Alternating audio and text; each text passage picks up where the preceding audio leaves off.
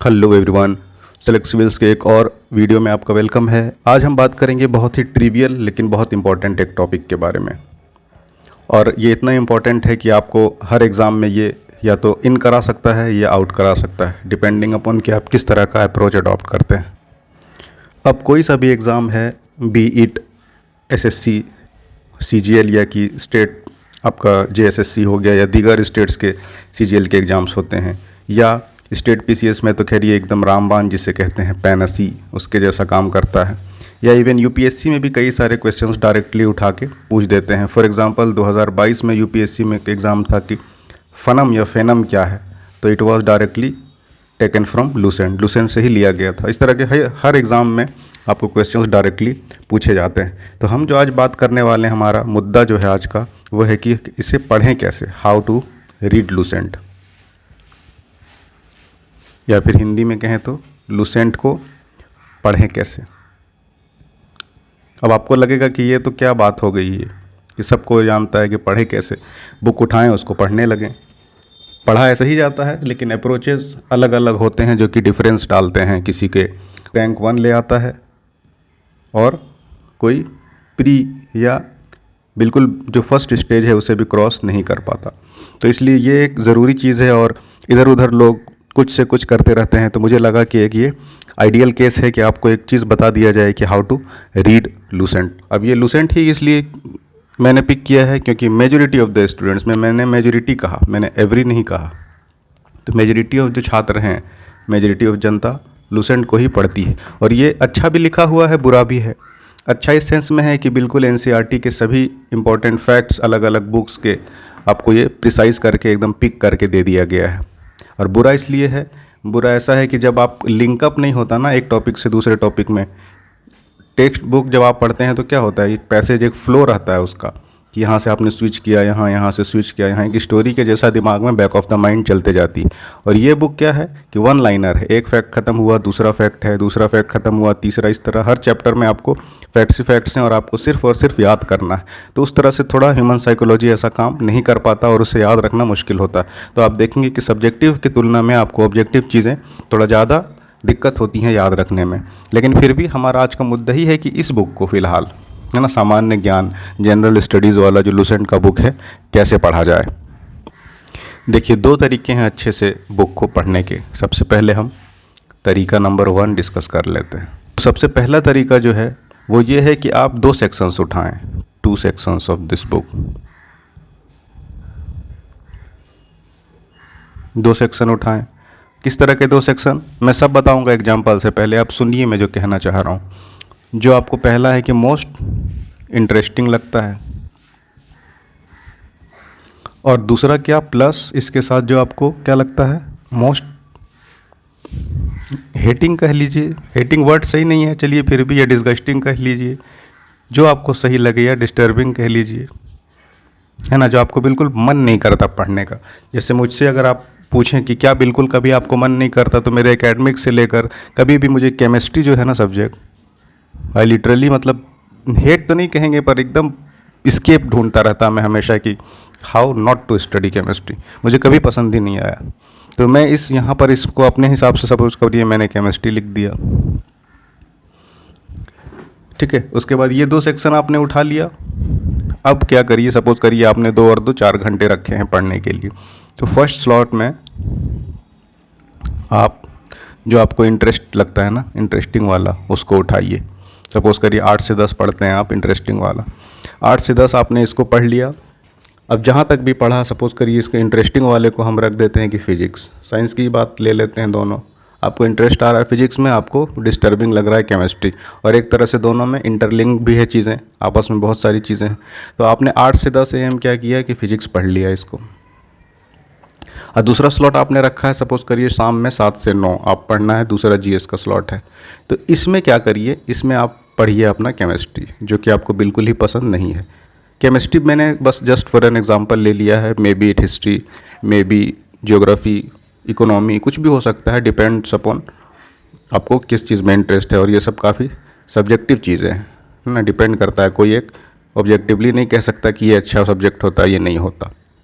Alright, तो आपने ये ले लिया फिजिक्स, तो आपने पढ़ लिया है 8 से 10, अब ये वाला सेक्शन में आपने केमिस्ट्री शुरू किया। अब इसमें भी क्या करिए, आधा घंटा जो है ना 7 से सपोज़ करिए 7:30 तक आपने जो यहाँ पर आपने इंटरेस्टिंग पढ़ा है इसको एक स्किम है ना, एक नज़र उस पर दौड़ा लेना, स्किम कर लीजिए इसको। तो वो जो आपका होगा back of the subconscious memory में चीज़ें जो होती है वो आपको बिल्कुल रिफ़्रेश हो जाएंगी। ये आपने स्किम कर लिया, उसके बाद एक तरह से रिचार्ज वाला भी काम करेगा कि आपने जो सुबह पढ़ा वो अच्छे से आपको रिकॉल हो जाएगा। अब जो टाइम बचा 1.5 घंटे का, 1.5 घंटे में आप केमिस्ट्री पढ़िए। 1.5 घंटे में इसको आपने पढ़ लिया। तो ये क्या है, ये जो आपने सुबह पढ़ा ना उसकी खुशी में एक तो सबसे पहले आपको एक इस चीज़ का एकम्प्लिशमेंट की खुशी होगी कि हमने आज कुछ सीखा है, हमने कुछ फिनिश किया है। उसके आपके गुड हार्मोन्स है ना आपको हेल्प करेंगे कि थोड़ा सा आप ये बोरिंग वाला, क्योंकि पढ़ना तो है, आप छोड़ तो नहीं सकते।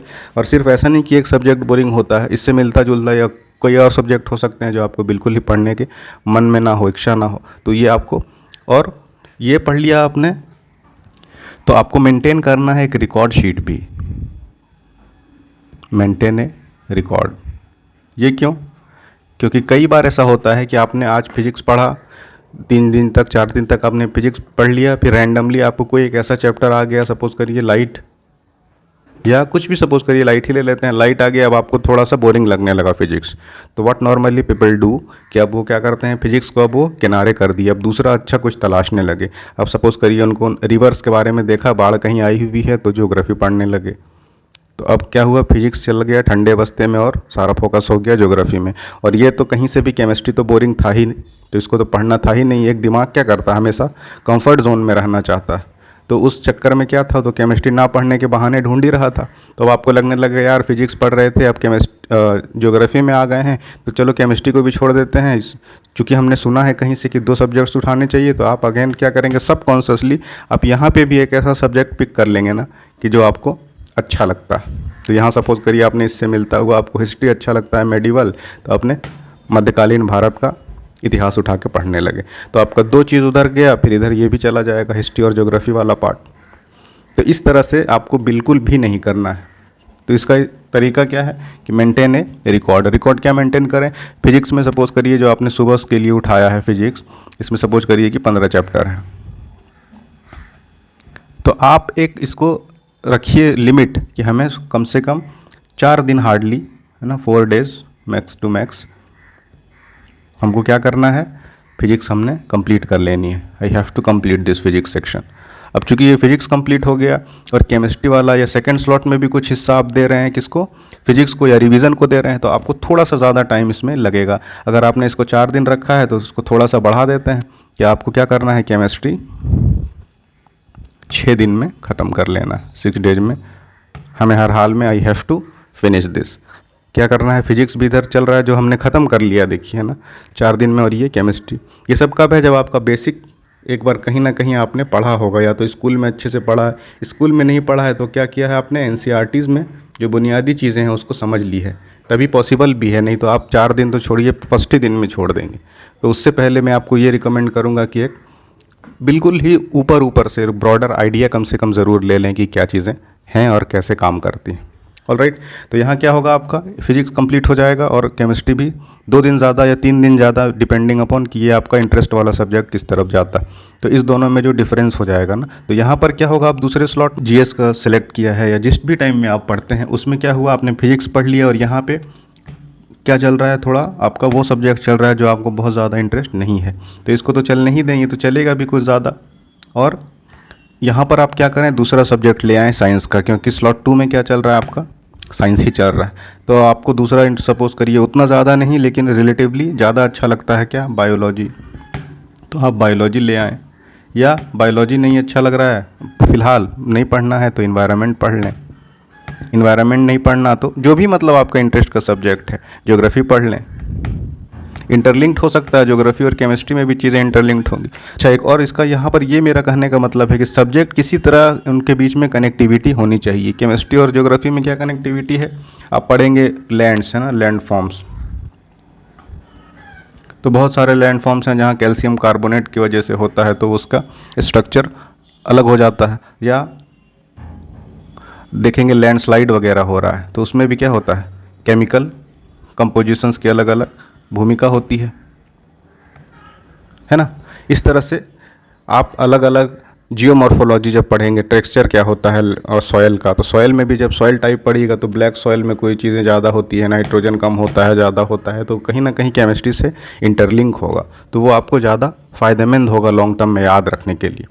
तो इस तरह से उठाएं, मतलब क्रक्स ऐसा अगर इसको समराइज़ करें हम ना, तो एक बेहतर सब्जेक्ट उठाएं जो आपको बहुत अच्छा लगता है, इंटरेस्टिंग है, और एक दूसरा जो कम इंटरेस्टिंग है, और दोनों को पढ़ते रहें।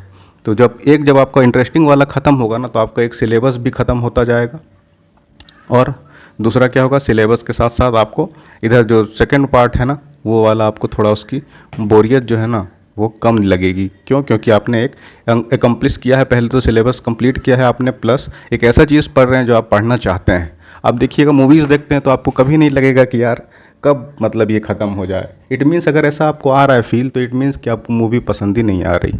कोई भी वेब सीरीज़ है, देखते हैं एक लास्ट एपिसोड में ऐसा ट्विस्ट रहता है कि आप चाहें ना चाहें आप देखने ही लगते हैं उसको, कि हमें यार इसको ख़त्म करना है।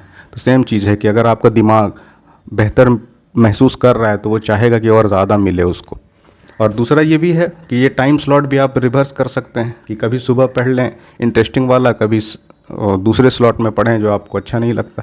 इस तरह से मतलब प्ले विद द माइंड, दिमाग को जितने अच्छे से यूज़ करेंगे that will be very beneficial for you. तो एक तरीका ये था कि आपको कैसे पढ़ना है लुसेंट को। तो आई होप मैंने अपना पॉइंट क्लियर किया है।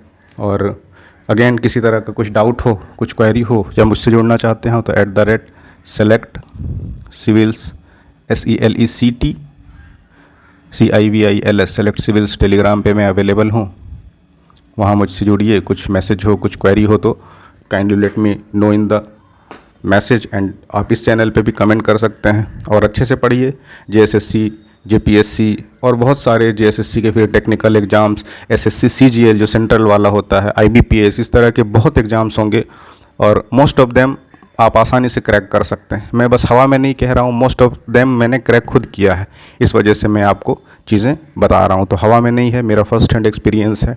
और आप खुद से करके सीखेंगे तो it might take you more than, जितना नहीं लगना चाहिए उससे ज़्यादा टाइम। तो ये सब कुछ बातें थी। आई होप कि मैंने आपको समझा दिया होगा अच्छे से। मिलते हैं आपसे अगली वीडियो में। Thanks for watching.